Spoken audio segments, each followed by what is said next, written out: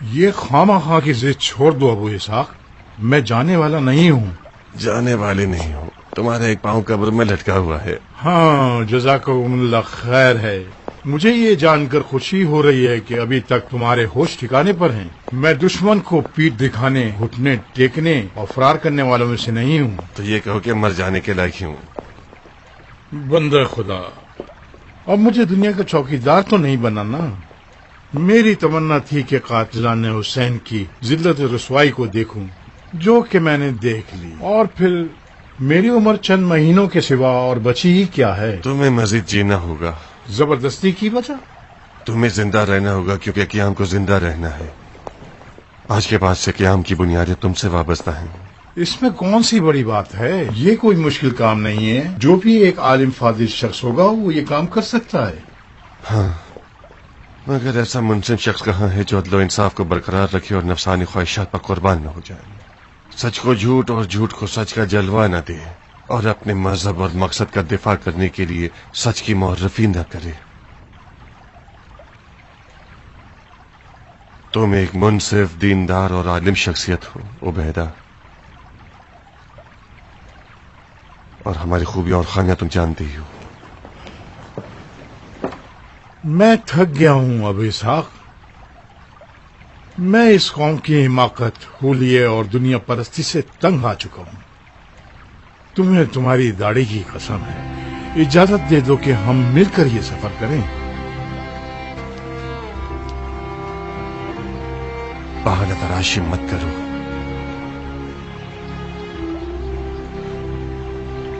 میرے بعد آنے والے لوگوں کی سرنوشت اب تمہارے ہاتھوں رقم ہوگی۔ تمہیں رکنا ہوگا اور مختار اور اس کے قیام کو جیسا کہ وہ تھا دنیا کو بتانا ہوگا۔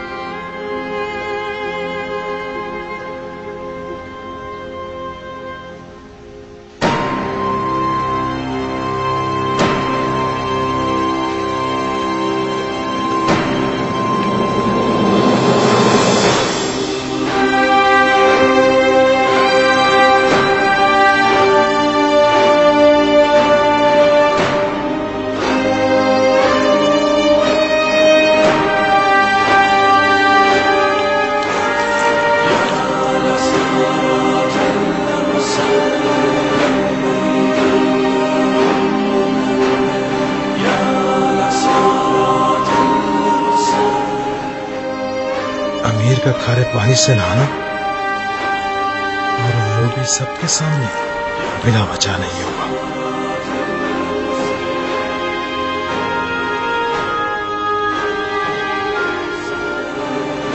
کہاں جا رہے ہو عبد الرحمان؟ میں اپنے قائد کی پیروی کرتے ہوئے غسل شہادت کرنا چاہتا ہوں۔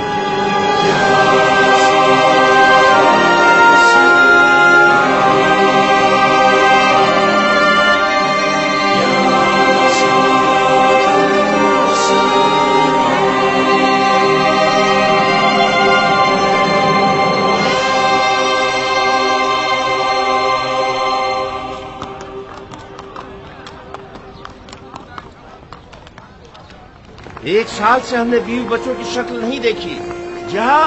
جہاد کرنے سے ثواب اور مال غنیمت ملتا ہے۔ ایک سال کا ثواب ہماری 7 پشتوں کے لیے کافی ہے۔ مال غنیمت کو بھی چھکانے کے لیے تیار ہیں ہم۔ آخر کب تک ایسے دیار میں سرگرداں رہنا ہوگا جہاں کے لوگ ذرا سی بھی مسلمانوں کی خوبو نہیں رکھتے؟ ایک مجاہد کو باپ کے قاتل کی نظروں سے دیکھتے ہیں، ان کی آنکھوں سے نفرت برس رہی ہے، اور ان کے ہونٹوں پر وہ مسکراہٹ ہے جو ڈھیروں ڈھیر گالیوں سے بدتر ہے۔ تم کیوں اتنا اچھل رہے ہو؟ کیونکہ میں نہیں ہوں، میں اس قوم کی زبان ہوں۔ اچھا، تو یہ ہنگامہ آرائی اجتماعی ہے؟ ہنگامہ آرائی نہیں ہے شہزادے، یہ مجاہدین کی ایک شرعی ذمہ داری ہے ان کے امیر سے۔ کم و بیش 2 مہینوں سے ہم نے اس کفر کے محل کا محاصرہ کیا ہوا ہے، اور اسے فتح کرنے کے لیے ٹال مٹول کر رہے ہیں۔ کیوں؟ یہ ایک جنگی راز ہے مجاہد۔ کیا تم لوگوں کے عمرہ اپنی جنگی اسرار کا اعلان کرتے پھرے؟ جی نہیں، ہم یہ چاہتے ہیں کہ ہمارے عمرہ بیٹھے نہ رہیں تاکہ دشمن وہ نہ کر گزرے جو وہ چاہتا ہے۔ میں محل کے تمام تر محافظین سے دوستی کر چکا ہوں. لمحہ ب لمحہ ان سے گفتگو کی ہے میں نے. ان کو بہت کوریدا ہے میں نے. وہ لوگ تو بہت خوش ہیں, ڈٹ کے کھاتے ہیں, مسجد سے سوتے ہیں, اور اس انتظار میں ہے کہ غربت ہماری کمر توڑ دے. یہ جھوٹ ہے بندہ خدا. یہ لوگ تم سب کو ذہنی شکست دینا چاہتے ہیں. اگر سارا قصر کوفہ کھانے پینے سے بھر دیا جائے تب بھی ان 7,000 لوگوں کو نہیں پالا جا سکتا جو اس میں قید ہیں. سنا ہے کہ محل کے اندر کچھ مخفی گوداموں تک رسائی حاصل کر لی ہے جو کھانے پینے سے بھرپور ہیں. خدا کی پناہ, تم مانتے ہو اس بات کو؟ عجائبات مختار کو دیکھنے کے بعد تو ضرور مانتا ہوں. تو اہل و عیال سے دوری کا غم قوم بنی اسرائیل کی منو سلوا کی سی داستان ہے.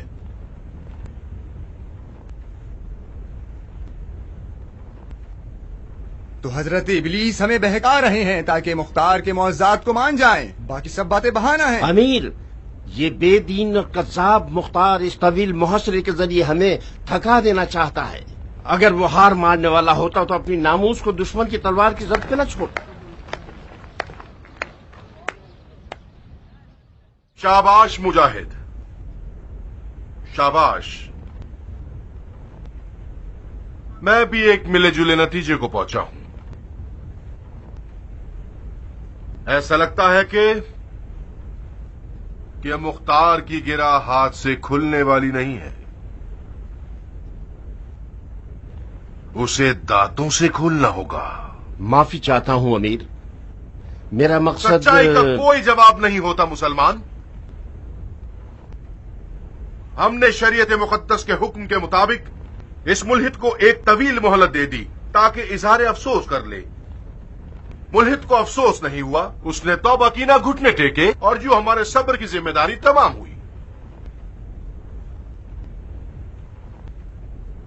خدا نے چاہا تو کل مغرب سے پہلے پہلے مختار کے معجزات اور اس کے ناقابل شکست ہونے کے افسانوں کو جھوٹا ثابت کر دوں گا.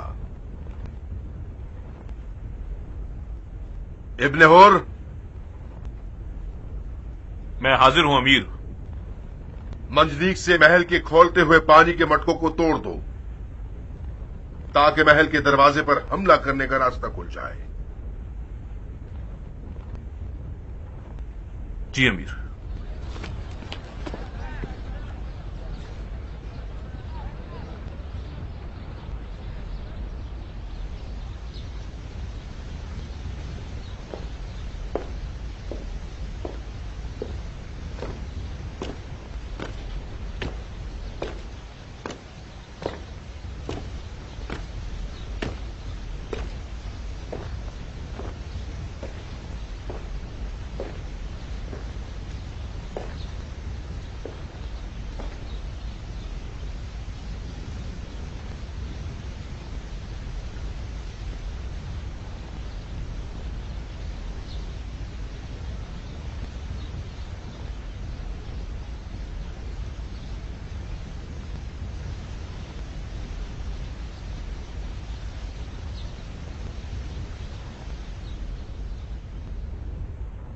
لا حول ولا قوت الا باللہ.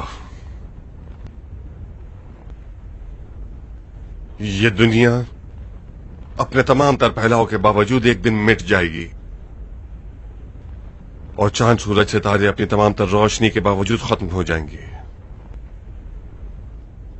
یہ پہاڑ اپنے تمام تر غرور اور بلندی کے باوجود ایک دن ریزہ ریزہ ہو جائیں گے, اور سمندروں کا نیلا پن ختم ہو کر سارا پانی ابل جائے گا, اور جنگلات کا ہرا رنگ سرخی میں بدل جائے گا, بالکل پگھلے ہوئے لوہے کی طرح.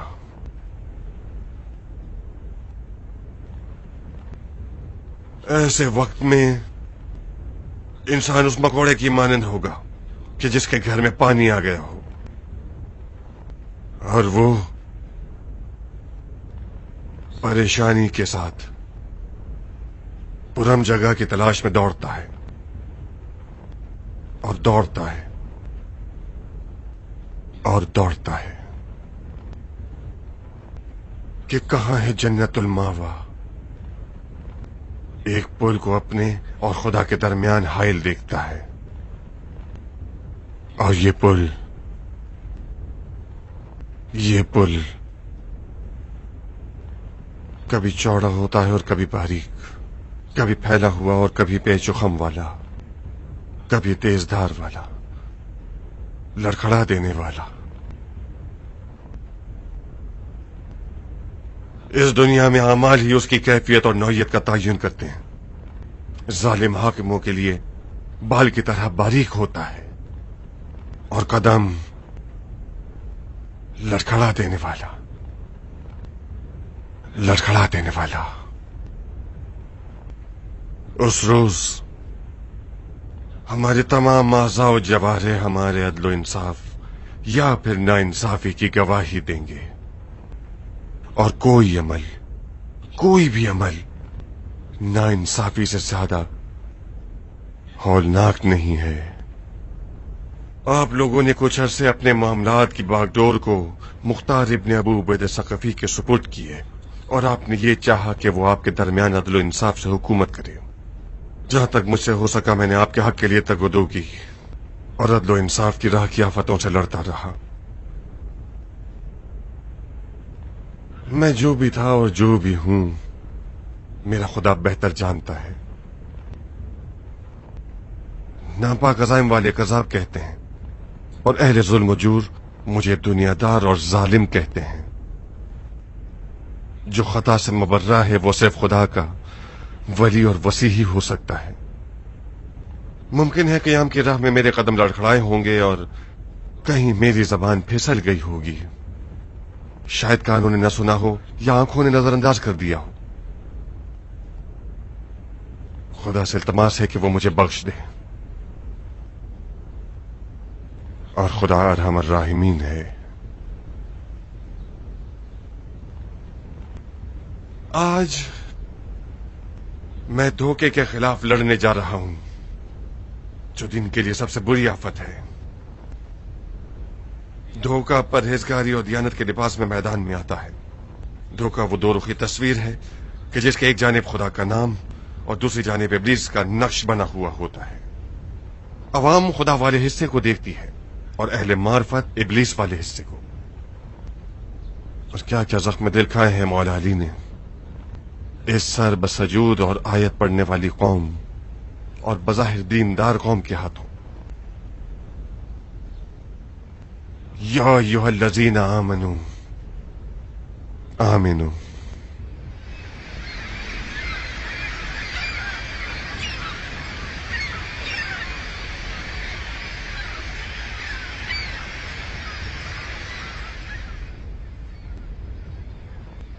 میں وعدہ کرتا ہوں کہ اگر قیام کے شروعات کے دنوں کی طرح تلوار چلاؤ گے تو کامیاب رہو گے، اور تو کے بعد دشمن پر غلبہ پالو گے۔ آپ لوگوں کے درمیان ممکن ہے ایسے افراد بھی ہوں گے جو گھٹنے ٹیکنے کا ارادہ رکھتے ہوں گے۔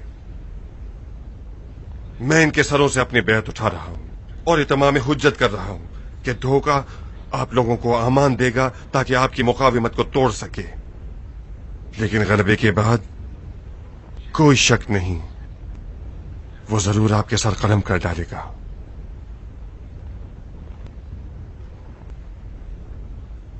وَأَمَّا بِنِعْمَتِ رَبِّكَ فَحَدِّثْ۔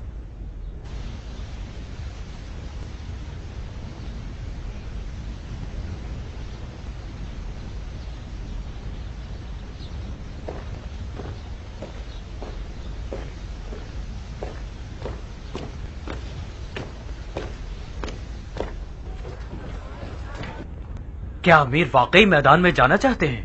جیسا کہ نظر آ رہا ہے ایسا ہی ہے۔ ہمارے طویل مقابلے نے دشمن کے گھٹنے ٹیک دیے ہیں۔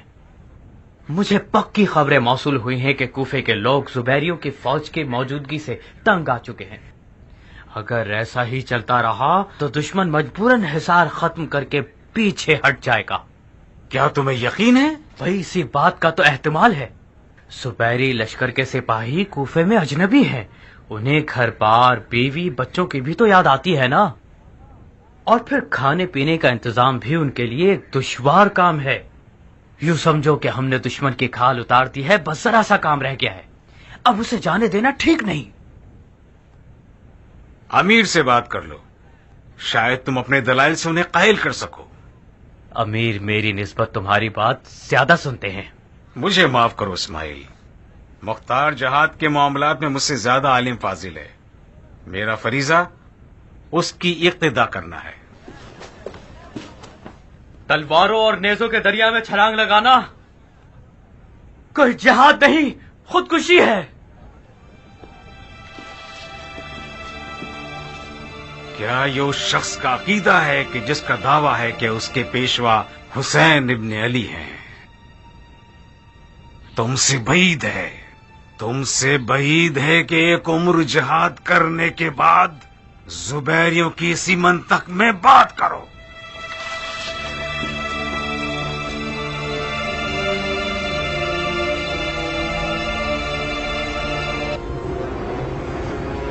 بس رک جاؤ. امیر، اگر فاصلہ زیادہ ہو جائے تو گولے کی شدت کم ہو جائے گی. قریب ہو تب بھی تمہارا گولا صحیح وار نہیں کر سکے گا. دروازے کے اوپر کھولتے ہوئے پانی کے مٹکے دیکھ رہے ہو؟ ان مٹکوں کو مارنا ہے.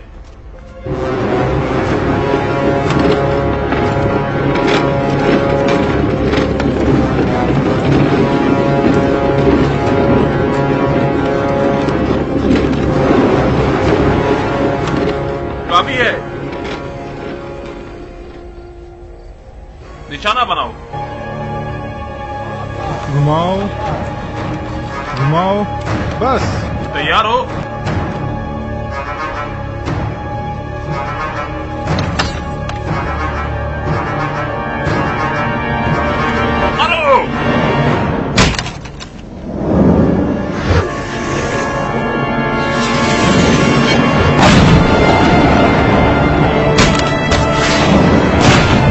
مدینی سے حملہ کر رہے ہیں. دیواروں سے ہٹ جاؤ، سامنے سے ہٹ جاؤ.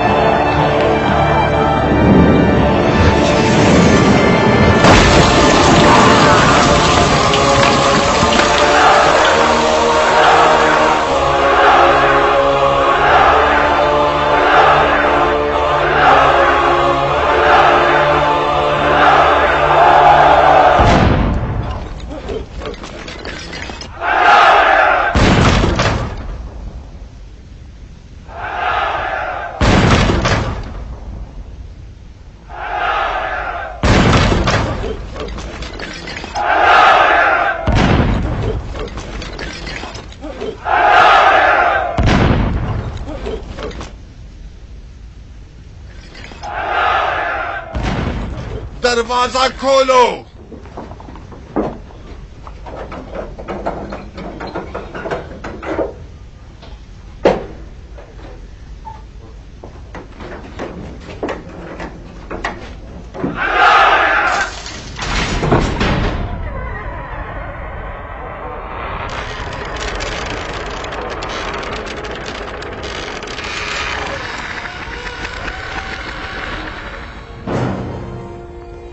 یہ کیا کرنا چاہتا ہے؟ خودکشی. اپنا کفن بھی پہن چکا ہے. جعفر کی رائے ٹھیک ہے محلت؟ مختار میدان میں اس لیے آیا ہے کہ رجس خانی کرے. ہو سکتا ہے وہ تمہیں بھی مقابلے کے لیے بلائے. تمہیں تیار رہنا چاہیے. میرا دماغ خراب نہیں ہے. جعفر انتہائی شور مچاؤ تاکہ وہ حل من مبارز کا نعرہ نہ لگا سکے.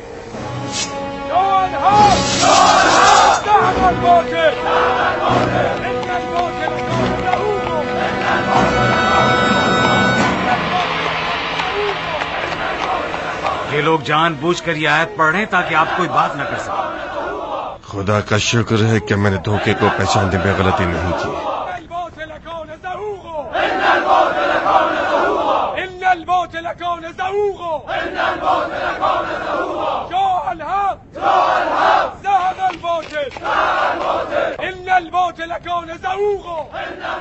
کہاں جا رہے ہو بے وقوفو؟ اپنی جان پیاری نہیں ہے تم لوگوں کو. ہٹو پیچھے.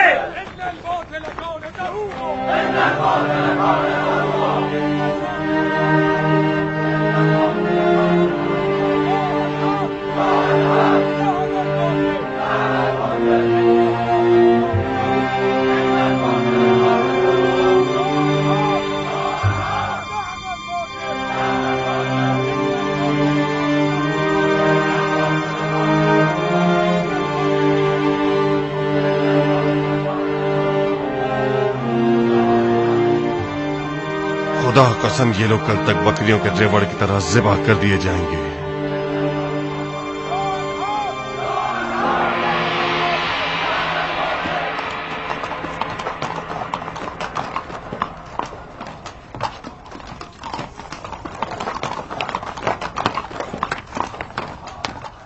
देख लिया ना अमीर की पेशन गोई ठीक थी। जो भी मर्दाना वार मरने की इज्जत को इन जलीलों के रहमो करम पर जिन्हें पर तरजीह देता है वो रुक जाए। मुख्तार की वसीयत को मत भूलना। अनकरीब तुम लोग पछताओगे कि अपने अमीर की बात को क्यों नहीं मानी और एक झूठे वादे पर सर तस्लीम खम कर दिया। मैंने मुख्तार से सुना है कल एक बड़े कत्लेआम में तुम सबकी गर्दनें उड़ा दी जाएंगी। साहिब, ये लोग इंसान हैं, भेड़ बकरियां नहीं। अगर मुसब 7,000 असीरों के सर कलम करना चाहे तो उनके खून के सैलाब में डूब जाएगा। तो तुमने धोखे को पहचाना ही नहीं है इस्माइल। धोखे को पहचानता हूं मैं साहिब, मगर मुझे एतराफ है कि मैंने मुख्तार को नहीं पहचाना।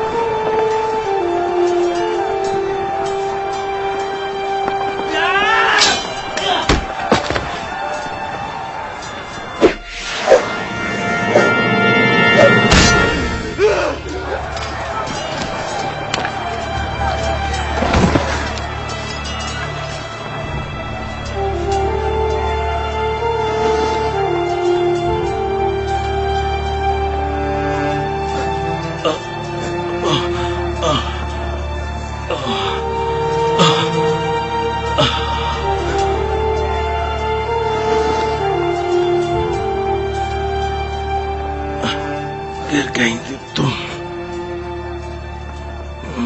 میری ہمیشہ کی ساتھی۔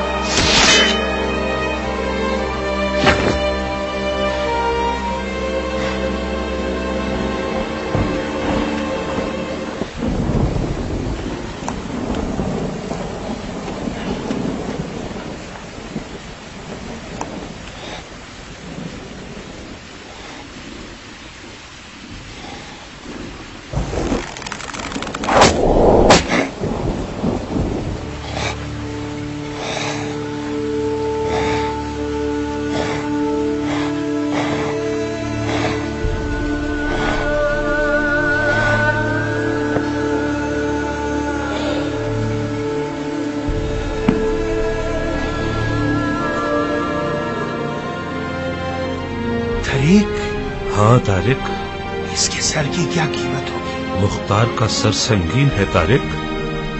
कायदे के मुताबिक तो इस सर के हम वजन सोना दिया जाना चाहिए।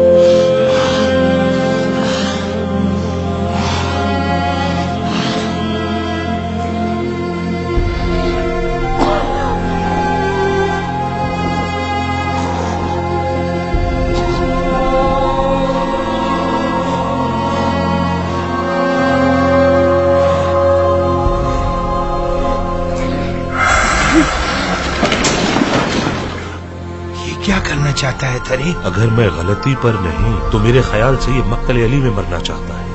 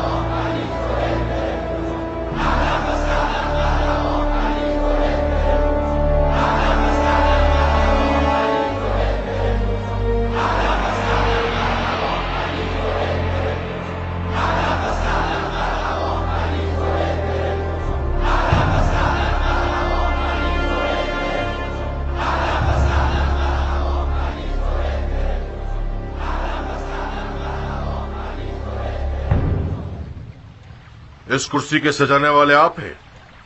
अमीर इस काबिल समझते हैं तो जी बिल्कुल।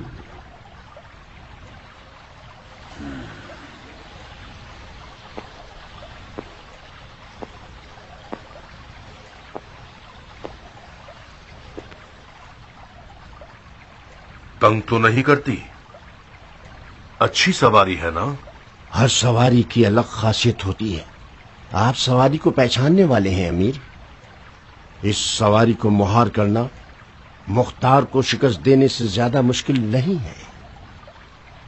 सवार हो जाएं इस पर, मजे उड़ाइए।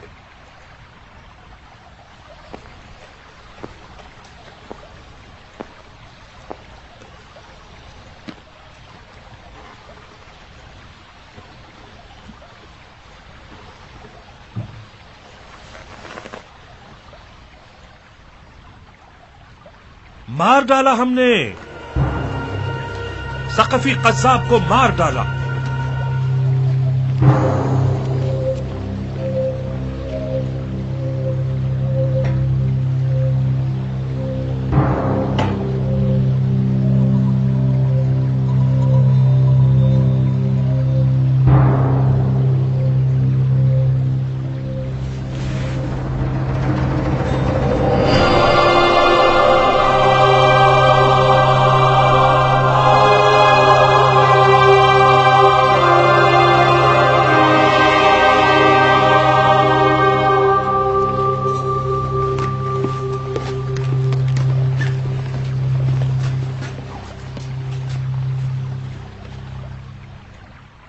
अमीर, हमारे तमाम तर मुखालफिन कैद कर लिए गए हैं। अरब और अजम हाथ बांध कर अमीर के हुक्म के मुंतजिर हैं।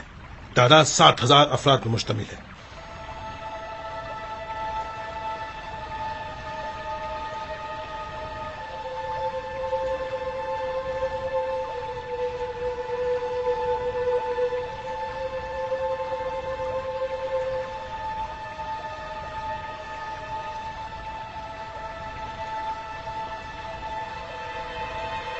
इन सबको कत्ल कर दो। ये खून का सैलाब इनके घरों को बहा ले जाएगा। इस मुंह तोड़ जवाब के बाद हमारा कोई रकीब नहीं होगा। असद, तुमने बनी जुबैर को इख्तियार करके दुनिया और आखिरत दोनों का खसारा कर दिया। महल्लब, तुमने उसका साथ दिया है जो बेगैरतों का नाम रोशन करेगा। इस कुर्सी नशीन का फातिहा भी पढ़ लो अबू मुफलिस। ये तो हद से कुछ ज्यादा ही बढ़ गया है।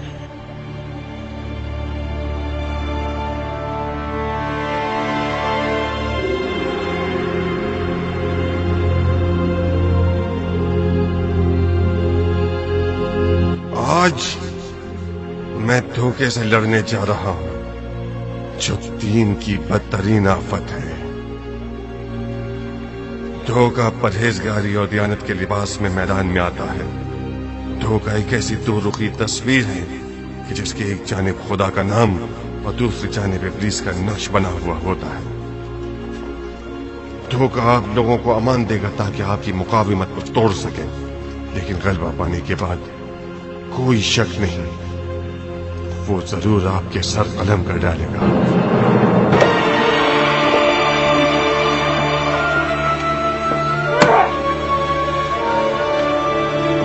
की कसम, अगर ये लोग भेड़ बकरी होते और मुसब के बाप और दादा की जागीर होते, फिर भी सबको मारना महज इसराफ होता।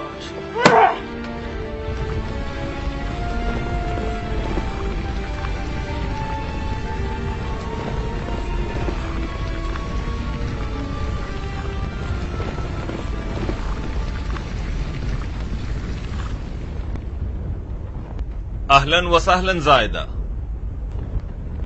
हमने देर तो नहीं कर दी? तन्हाई की जरूरत है इब्राहिम। ऐसी खबर है जो सिर्फ तुम्ही को सुननी चाहिए।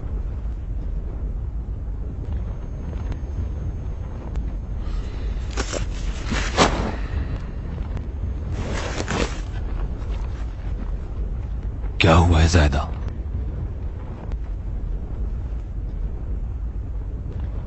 अबू इसहाक ने तुम्हारा बहुत इंतजार किया। तुमने देर कर दी इब्राहिम। कूफे से मूसल की जानिब आते हुए खबर मिली है कि क़याम का खात्मा हो गया है।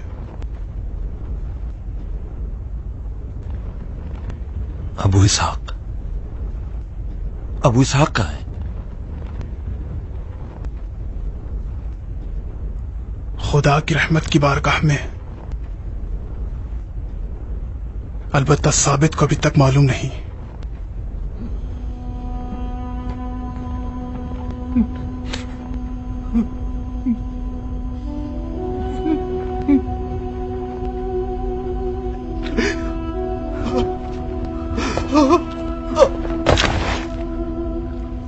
भाईजान,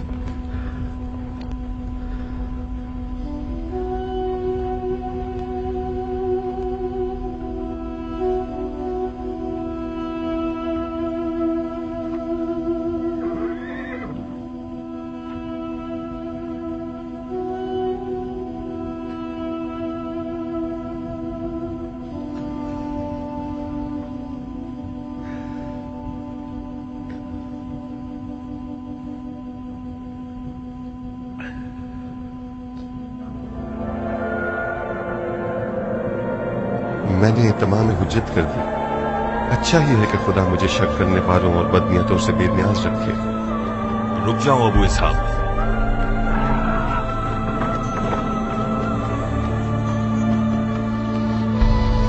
ہاتھ بڑھاؤ ابو اسحاق.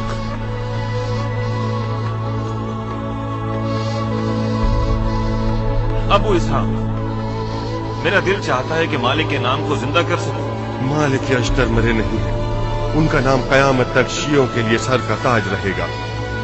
ہمیں کچھ ایسا کر گزرنا ہوگا کہ ہم تاریخوں میں کھو نہ جائیں. ابو فضل عباس کے نام پر جو قمر بنی ہاشم ہے اور اس واقعے کی برکتوں کے تحت جو تم نے مجھے سنائے ہیں 14 کی رات کی چاندنی میں کہ جب عباس آسمان میں جگمگا رہے ہوں گے ہم دشمن پر حملہ کر دیں گے.